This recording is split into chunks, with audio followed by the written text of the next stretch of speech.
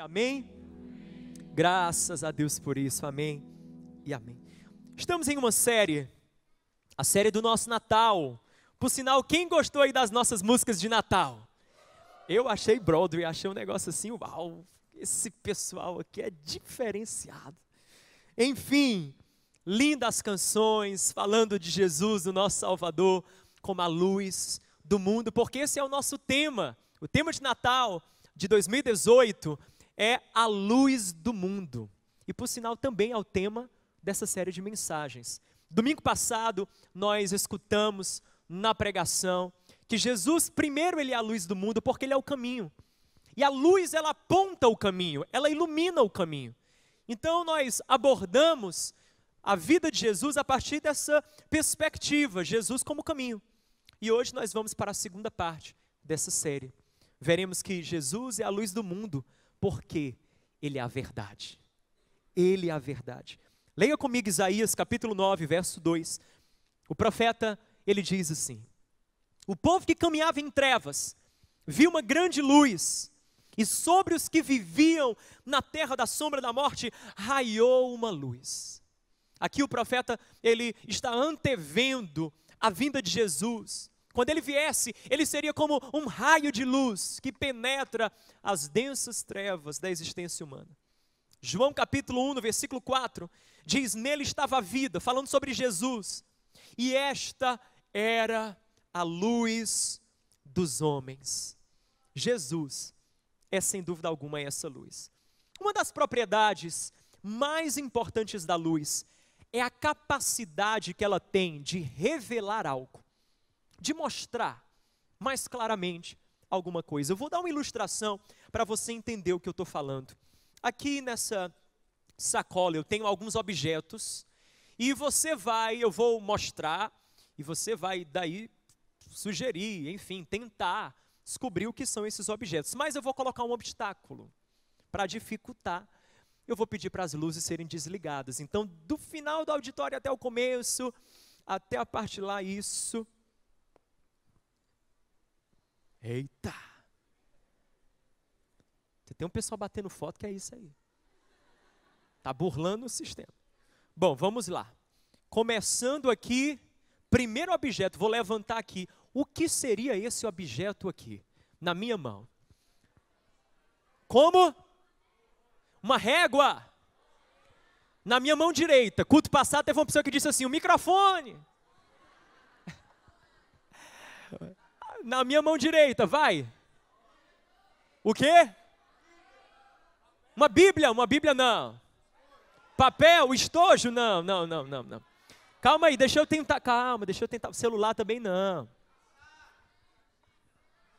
Deixa eu tentar outra, olha aqui, ó. Aqui. Agora está mais claro, esse outro objeto aqui, vai.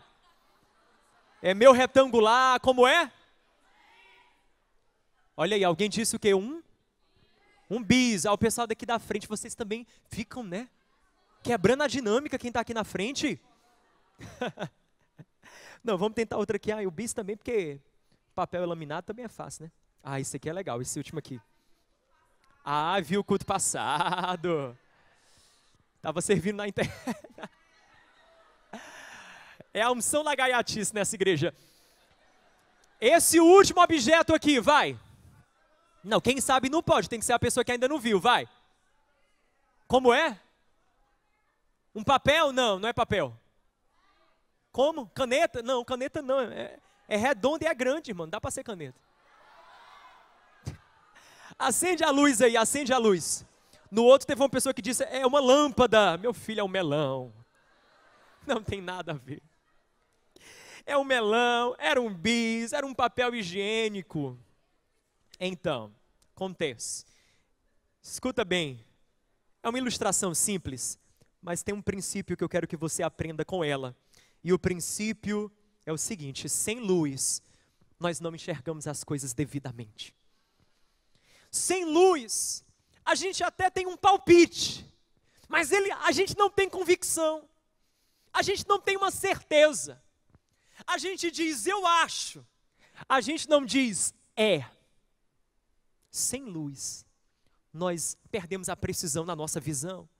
Da mesma maneira, sem a luz de Deus, que é Jesus Cristo, você fica com a visão distorcida sobre Deus, sobre quem você é, sobre as pessoas à sua volta. Você perde a capacidade de ter convicção, certeza, acerca dessas coisas tão importantes na tua vida. É por isso que nós precisamos de Jesus, a luz do mundo na nossa vida, porque Jesus ele vem para mostrar aquilo que está meio turvo diante de nós, aquilo que a gente não está enxergando bem. O apóstolo Paulo, em Atos capítulo 17, no versículo 24, ele está pregando numa cidade grega, Atenas, e no meio da pregação, ele começa a falar o que Deus fez ao longo da história, quando ele criou tudo. Ele diz assim: o Deus que fez o mundo e tudo que nele há, o Senhor do céu e da terra, aquele que não habita em santuário feitos por mãos humanas. Ele não é servido por mão de homens, como se necessitasse de algo, porque ele mesmo dá a todos a vida, o fôlego e as demais coisas. De um só fez ele todos os povos para que povoassem a terra, tendo determinados tempos anteriormente estabelecidos e os lugares exatos em que deveriam habitar. Aqui ele está falando da criação. E no versículo 27 ele diz: Deus fez isso para que os homens o buscassem e talvez, tateando, pudesse encontrá-lo. O que Paulo está dizendo é que quando Deus criou tudo isso que você vê, o sol, o mar, as estrelas, as montanhas, tudo, Ele colocou a criação como pistas para a gente encontrar e achar Deus. É como se tudo que foi criado pelo Senhor apontasse para a existência de um Criador. E é aqui que Paulo está dizendo: olha, Ele fez tudo isso para que vocês, tateando, pudessem encontrar a Deus. Mas eu quero falar para você, a gente não precisa ficar mais tateando, porque a gente não está mais no escuro. Há 2000 anos atrás, a luz do mundo ela veio, ela morreu na cruz e ela ressuscitou ao terceiro dia. A lâmpada foi acesa, o quarto não está mais escuro. Eu posso ver a Deus, eu posso ver quem eu sou, eu posso ver o próximo. É sobre isso que eu quero falar sobre Jesus, a luz do mundo. Ele é a verdade sobre Deus, a verdade sobre quem somos, a verdade sobre o outro. E se você está anotando, esses são os meus 3 pontos. Primeiro, a verdade sobre Deus. Quando Jesus ele brilha sobre nós, Ele nos mostra, nos revela a verdade sobre Deus. Deus, o Deus da Bíblia, Ele é um Deus chamado de glorioso, cheio de glória. Quantos já cruzaram com esse termo na Bíblia? Glória, a glória de Deus, a glória do Senhor, o Deus da glória. Quantos já notaram esse termo? Tem umas coisas que a gente lê e passa a vida sem saber o que é. Mas eu quero explicar para você o que significa a glória de Deus. A glória de Deus é o esplendor dele, é a majestade dele. O Deus da glória, ou Deus glorioso, significa o seguinte: o Deus que criou todas as coisas, Ele é o infinitamente além.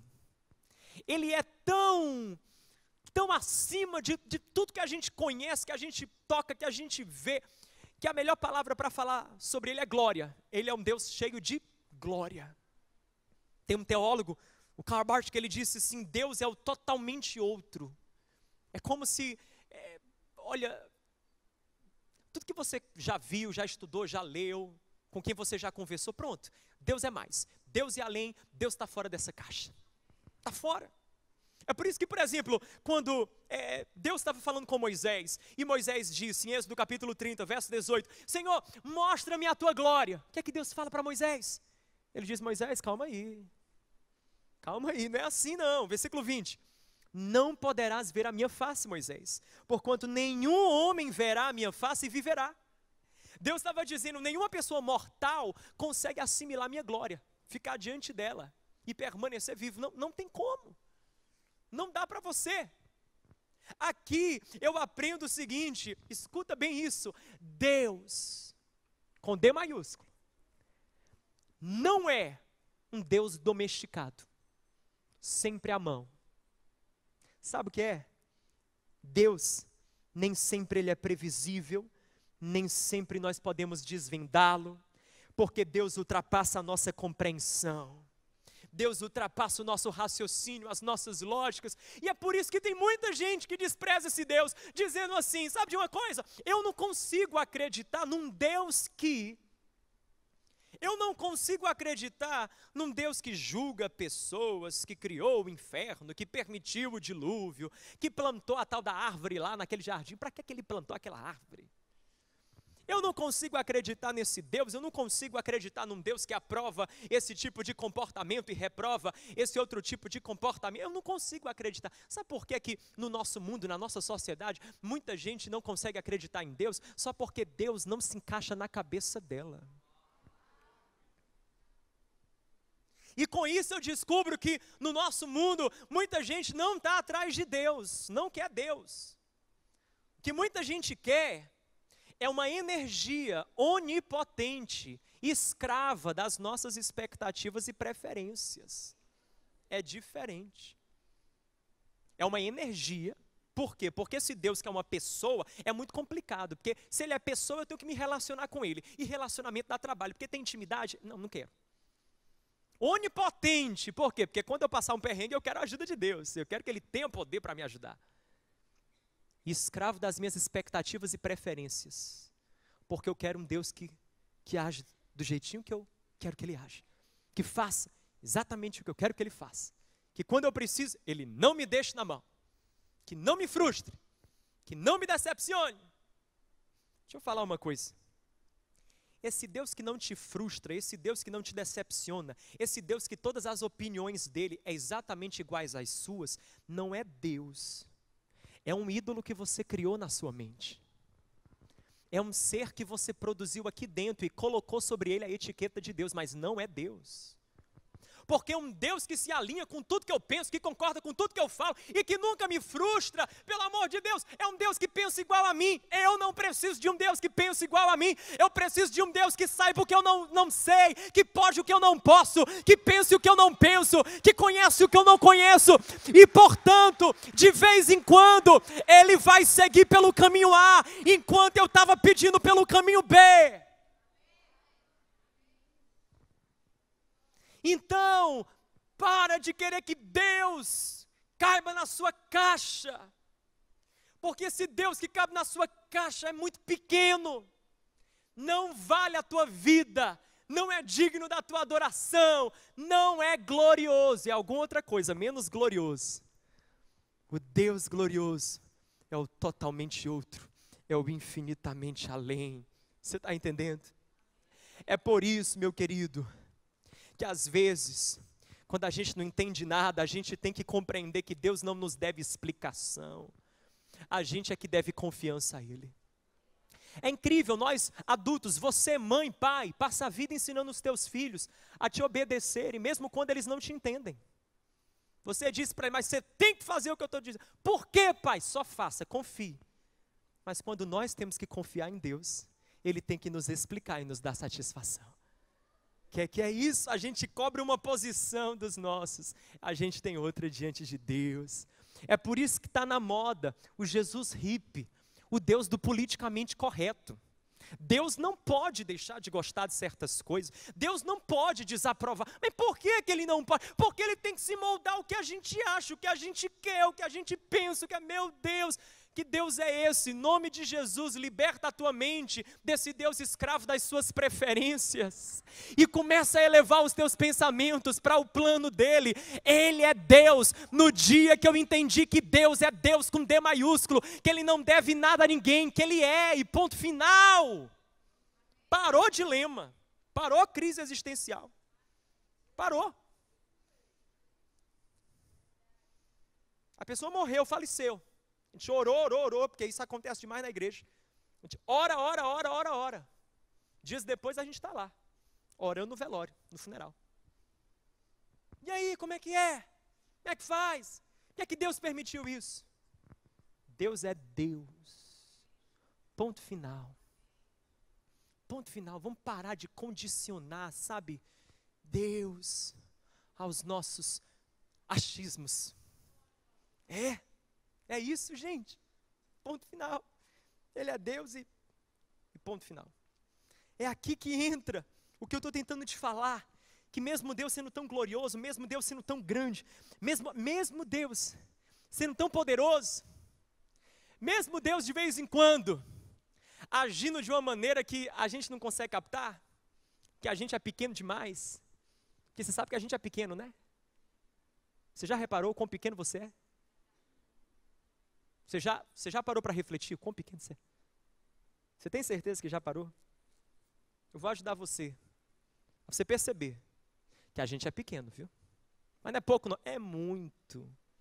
É muito. Olha, eu e você somos seres humanos. Você sabe que existe outros 7 bilhões de seres humanos na face da Terra?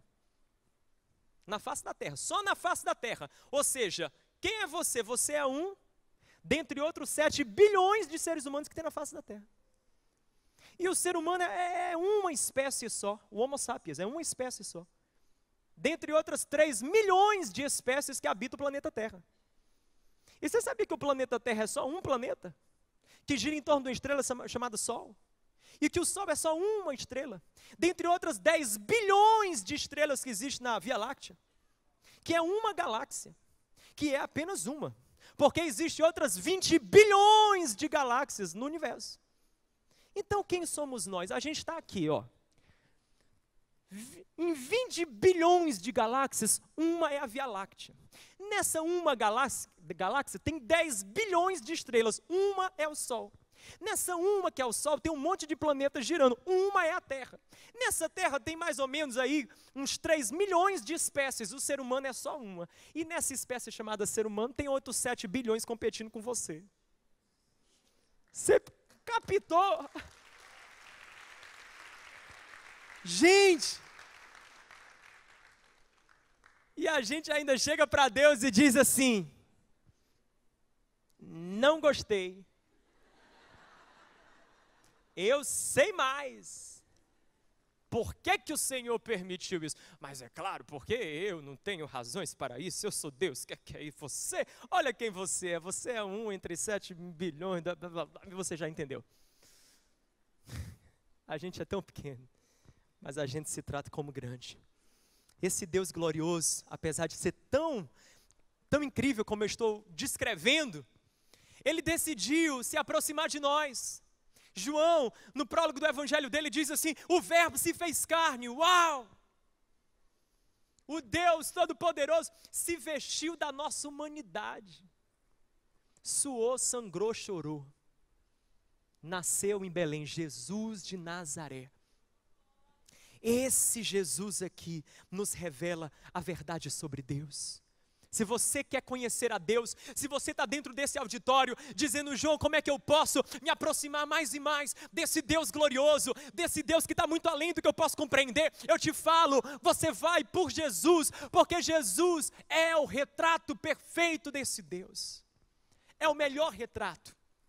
Hebreus 1, verso 3 diz que o Filho é o resplendor da glória de Deus, a expressão exata do seu ser.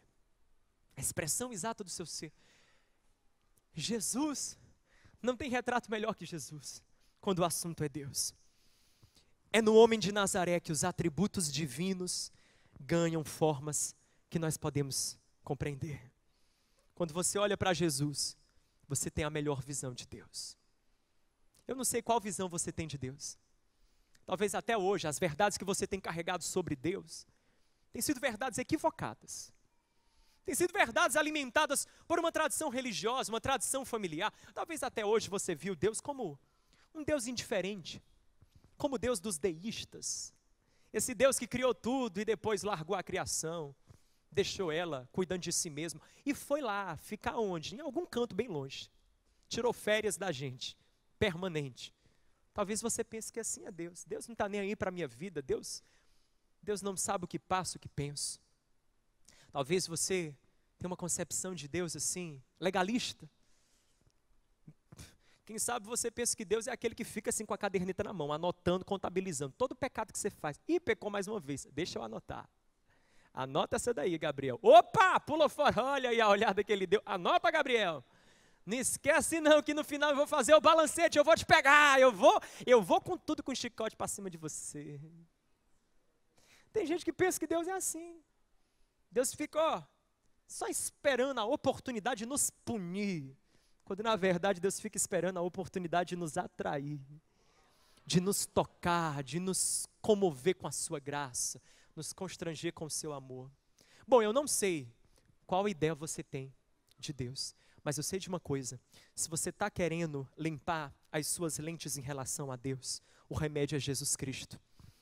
Começa a olhar para Jesus, começa a focar em Jesus. Em Jesus você vai descobrir um Deus que é amoroso e ao mesmo tempo é justo, um Deus que é misericordioso e ao mesmo tempo é santo, um Deus que é poderoso, mas ao mesmo tempo se fez carne, se fez homem, se fez servo, se fez nada por mim e por você. O Deus que se vestiu dos nossos pecados para que nós fôssemos revestidos da sua justiça. Quando você conhece Jesus, você tem um encontro com o verdadeiro Deus. João, no evangelho dele, no capítulo 14, fala de um momento que Filipe, um dos discípulos, perguntou para Jesus. João 14, verso 8, Senhor, mostra-nos o Pai, isso nos basta. Jesus já tinha caminhado com os caras 3 anos. E depois de 3 anos, o tal do Filipe vem pedir, Jesus, me mostra o Pai. Mas Jesus é muito paciente, porque eu tinha dado um cascudo nesse Filipe. Jesus, entretanto, respondeu, você não me conhece, Filipe, mesmo depois de eu ter estado com vocês durante todo esse tempo. Quem me vê, vê o Pai, Filipe. Como você pode dizer, mostra-nos o Pai? Quem me vê, vê o Pai, porque eu e o Pai somos um. Eu sou co-substancial com o Pai, eu sou co-igual, co-eterno com o Pai. Eu e o Pai somos o acabou. Quem entra em contato comigo, entra em contato com o Pai. Eu quero convidar você hoje a entrar em contato com Jesus e em Jesus descobrir quem Deus é. Segundo, a verdade sobre nós mesmos. Quando a luz brilha sobre nós, nós descobrimos a verdade sobre quem somos. Se existe uma área da nossa vida permeada por mentiras, é a nossa identidade. O inimigo, ele ataca quem nós somos, a nossa identidade, a consciência que nós temos acerca de quem somos. Jesus, por exemplo, em Mateus capítulo 4, no deserto, quando ele foi tentado por Jesus, a primeira coisa que o diabo faz é questionar a identidade dele.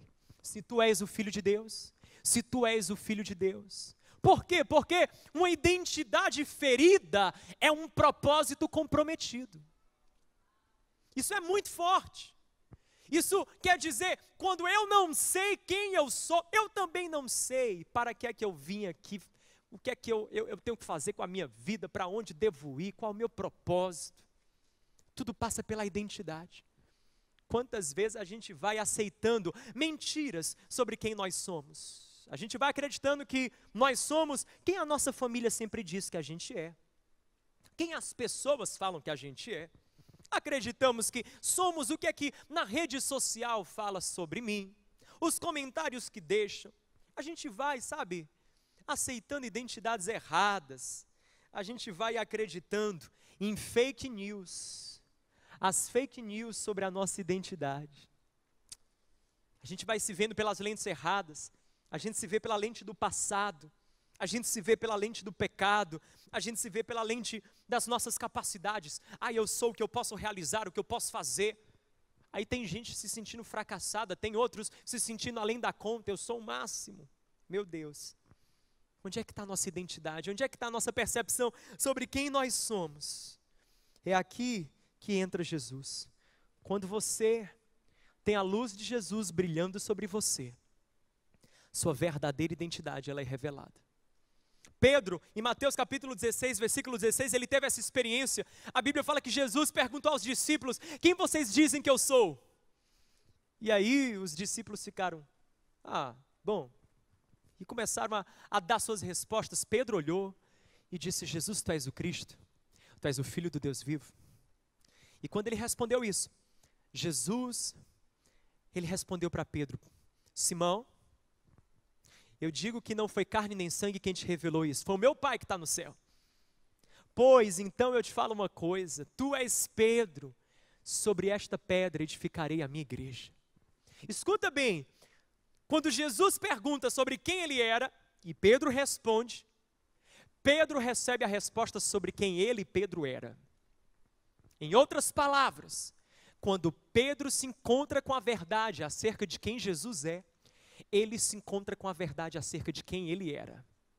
Mais do que Simão, ele era Pedro. Eu te falo uma coisa, você é muito mais.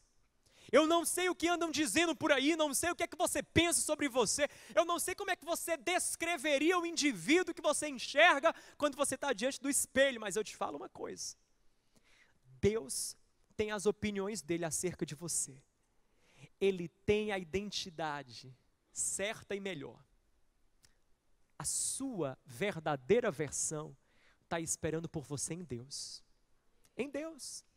Tem gente que diz assim, não, você precisa mergulhar em você mesmo e se descobrir. Já viu esse negócio? Tem umas palestras que o pessoal faz isso.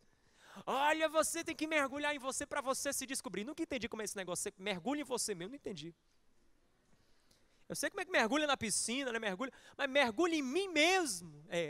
Mergulhe em você, vasculhe quem você é, para você descobrir quem você é. Com todo respeito para você que acredita nisso. Mas eu falo para você, mergulhando em você, você não acha nada além do que você já sabe. Talvez o máximo que você consiga é criar alguma coisa para você mesmo acerca de quem você é. Mas quando você vai em Deus, você descobre um você que você nunca tinha encontrado. Você descobre um você maior, você descobre um você melhor, você descobre um você surpreendente. Na Bíblia, todo mundo que encontra com Jesus, encontra uma versão de si que nunca tinha descoberto. A mulher samaritana. A mulher samaritana tinha casado 5 vezes. Tinha tido marido, não deu certo, foi para outro, depois para outro, depois para outro. Ela só perdeu para Gretchen. E escuta bem essa, calma aí, calma. Nessa parte não, só aplaude quando é sério. Quando é algo de Deus, essa foi do homem. Presta atenção, a mulher samaritana, já tinha tido esses maridos todos e tal, né? Se encontra com Jesus naquele poço. Meio-dia, o sol rachando, ela se encontra com Jesus, conversa com Jesus. Jesus começa a falar para aquela mulher verdades profundas. Ele começa a dizer para ela, olha, eu sou a água viva, quem de mim beber jamais voltará a ter sede. Enfim, aquela mulher tem um encontro com Jesus. Quando ela sai daquele encontro, ela começa a falar para todo mundo, eu encontrei alguém que me conhece, que sabe quem eu sou. Vocês precisam conhecer também. A mulher passou a ser uma missionária. Uma proclamadora da boa mensagem de Jesus. A mulher ganhou propósito, porque encontrou-se com Jesus. Jesus extraiu daquela mulher o melhor. Ele trouxe à tona a verdadeira versão daquela mulher. Paulo passou a vida perseguindo os cristãos, batendo em todo mundo, fanático religioso, um fariseu pirado contra o evangelho. Um belo dia, ele pensando que ia perseguir a igreja, na estrada de Damasco, foi Jesus quem o perseguiu. Jesus foi lá, fez a luz brilhar sobre Paulo. Paulo cai, fica cego. E quando ele fica cego, ele ouve uma voz dizendo, Saulo, Saulo, a quem me persegues? Ele fica dias cego. O profeta Ananias vai até a casa dele, enviado por Deus, coloca a mão sobre ele e diz, fique de pé, Saulo, porque o Senhor te ungiu, Ele te escolheu para ser um vaso usado para os gentios. Paulo passa a ser um pregador, um apóstolo. Ele está aqui no teu Novo Testamento, falando para mim e para você que vale a pena viver por Jesus. Que é isso? Quem podia esperar isso de Paulo? Ninguém. Mas quando a gente se encontra com Jesus, o nosso verdadeiro eu nasce. Eu quero dizer para você, há uma versão de você aguardando por um encontro com Jesus de Nazaré. É muito mais do que religião, é muito mais do que vir a um culto, é muito mais do que ouvir uma palavra dessa. Quando você tiver um encontro poderoso, verdadeiro, real com Jesus, você vai parar de passar por um tempo desse, tá entendendo? Assim, ó, estático, com aquela cara assim de, não faz conta, besteira, tô aqui mesmo porque minha namorada trouxe, eu tô querendo agradar ela. Você que vai insistir para vir. Porque Jesus vai ser um encontro. Um encontro. Por esses dias eu postei, né, que eu finalizei meu bacharelado em teologia e tal, aí tinha gente perguntando, João, você não acha que a faixa da fé não? Você não acha que não sei o que da fé? Eu digo, meu filho, não tem como. Você não está entendendo. Teologia é estudo. Jesus foi um encontro. Não tem estudo que consiga desfazer um encontro. Não tem.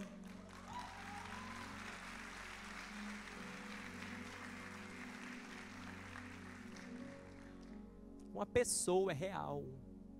É real. Eu dobro o joelho e eu estou no WhatsApp dele. No privado. Porque com ele eu não converso em grupo, só de vez em quando. É diferente. Você quer saber quem você é? Quer? Eu tenho uma lista aqui com 30 nomes para falar do teu RG. Eu peguei o seu RG. Quer saber qual é o teu RG? Pois aperta o cinto aí. Você é amado por Deus, aperfeiçoado em todo bem, chamado por Deus, cidadão celestial, co-herdeiro com Cristo, embaixador de Cristo, escolhido por Deus, feitura de Deus, filho de Deus, frutífero, guardado, justificado, livre de toda condenação, luz, sal, ministro da reconciliação, nascido de novo, nova criatura, parte da família de Deus, perdoado, peregrino, propriedade exclusiva de Deus, protegido, purificado, reconciliado, redimido, regenerado, salvo, santificado, santuário de Deus, sacerdote, selado com o Espírito, mais que vencedor. Se você crê nisso aí de verdade, faz barulho para Jesus. Aleluia! Esse é o meu RG. Não adianta colocar rótulos sobre mim. Não adianta. Você pode colocar o comentário que você quiser comentar, quiser dar unfollow, pode dar. Não interessa, não importa. Não importa, porque eu já tenho um RG lavado e remido pelo sangue, carimbado na sala do trono. Ponto final. E quem sabe quem é, quem se encontra com a verdade acerca de si, para de ficar tomando decisões e atitudes tolas de quem não sabe quem é, de quem não sabe para que e por que está aqui. Já é tempo de você começar a tomar escolhas e decisões que se alinham com quem você é em Cristo Jesus, com a sua identidade nele. Conhecereis a verdade vos libertará. Quando você se encontra com a verdade acerca de quem tu é em Jesus, ela te liberta, ela quebra tanta amarra, tanta corrente. Ela te livra da prisão da tolice, das escolhas insensatas, imprudentes. Daqui para frente você começa a dizer, não, muito obrigado, disso aí estou fora. Por quê? Porque isso aí tinha a ver com quem eu era, mas não tem mais a ver com quem eu sou. Isso aí, não, porque tem tudo a ver com quem eu achava que eu era, mas agora eu descobri, não tem nada a ver com quem eu me descobri em Jesus. A verdade sobre você está em Cristo. Por último, a verdade sobre o teu próximo está em Cristo. Sobre as pessoas à nossa volta. Porque quando a luz brilha, ela abre os nossos olhos para a gente enxergar as pessoas à nossa volta. E mais, para a gente enxergar com o olhar de Deus. Porque eu não sei se você concorda, mas muitas vezes nós olhamos as pessoas com o nosso olhar humano, natural. E sinceramente, a gente não vê muita coisa boa. Talvez você diga assim, mas João, é porque tem um povo que não ajuda, né? É para isso aqui que existe a luz da verdade. Olha só, quando Jesus ele olhava para a multidão, Mateus 9,36, ao ver as multidões, Jesus sentiu grande compaixão. Você acha que todo mundo na multidão era lindo, perfeito, maravilhoso? Era? Não. Mas por que Jesus conseguiu olhar para a multidão e sentir compaixão? Porque ele tinha o amor, a graça de Deus dentro dele, mudando o olhar dele e enchendo o olhar dele de amor. de modo que, ao olhar para alguém, ele não via aquela pessoa no seu estado atual apenas. Ele não via apenas o que a pessoa era, via também o que ela podia ser. Via o que ela poderia ser, se a graça e o amor de Deus trabalhasse no coração dessa pessoa. Segundo aos Coríntios 5,16, é isso que Paulo diz, de modo que de agora em diante, ninguém mais consideramos do ponto de vista humano. Paulo está falando um compromisso que ele tinha, ensinando a igreja, façam isso também, parem de olhar os outros, apenas do ponto de vista humano. Vejam como Deus vê. Vejam como Deus vê. Jesus nos ensina a ter esse olhar. Nos ensina. Na mulher adúltera, o que é que ele viu naquela mulher? Uma mulher flagrada em adultério, prestes a ser apedrejada. Meu querido, eu também não sei, mas penso eu que ele viu o futuro. No Paulo perseguidor, ele viu um apóstolo. No Pedro, aquele pregador, aquele pescador sanguíneo, ele viu um pregador ousado. No Moisés assassino lá no Egito, ele viu um líder resiliente. No pequeno Davi, ele viu um grande guerreiro. Na mulher samaritana, ele viu uma missionária. Ele olhou para mim e para você e viu o que nem a gente via. Quando a luz da verdade brilha sobre nós, é isso que acontece, a gente vê o melhor no outro. Porque a gente não olha mais para o outro com os nossos paradigmas, nós olhamos com o óculos de Deus. Imagina se eu e você, nós colocarmos o óculos de Deus. Olha, eu te falo uma coisa, gente que a gente olha torto, quando a gente coloca o óculos de Deus, a gente diz, opa. Gente que a gente não consegue ver um traço, não, esse daqui, pelo amor de Deus, não tem a mínima condição, mas não tem, esse aqui, ó, pode, Deus, está nas tuas mãos aí. Quando a gente coloca o óculos de Deus, é impressionante, porque o óculos de Deus faz a gente ver aquilo que está por detrás, meu querido. Por detrás de toda atitude tem uma história, por detrás de toda decisão tem uma jornada, por detrás de toda pessoa que fere tem feridas, de toda pessoa que ofende tem ofensas, que ataca tem uma vida duramente atacada. A gente vê como Deus, para além das capas e das máscaras, a gente vê com graça e com misericórdia. Deixa a luz brilhar aí em você, deixemos nós todos, porque se isso acontecer, a gente vai ver a verdade sobre Deus, a verdade sobre nós e a verdade sobre o outro. Eu quero convidar você a ficar de pé no seu lugar e a orar comigo, pedindo que isso se torne real nas nossas vidas. Você pode fechar os teus olhos, da última fileira até a primeira. Não se desconcentre com quem estiver ao seu lado, mas por um minuto foque a tua atenção em Deus e ore comigo, pedindo que o Espírito de Deus possa trazer verdade nas nossas vidas. Pai, aqui nessa noite nós oramos, vem com a tua verdade.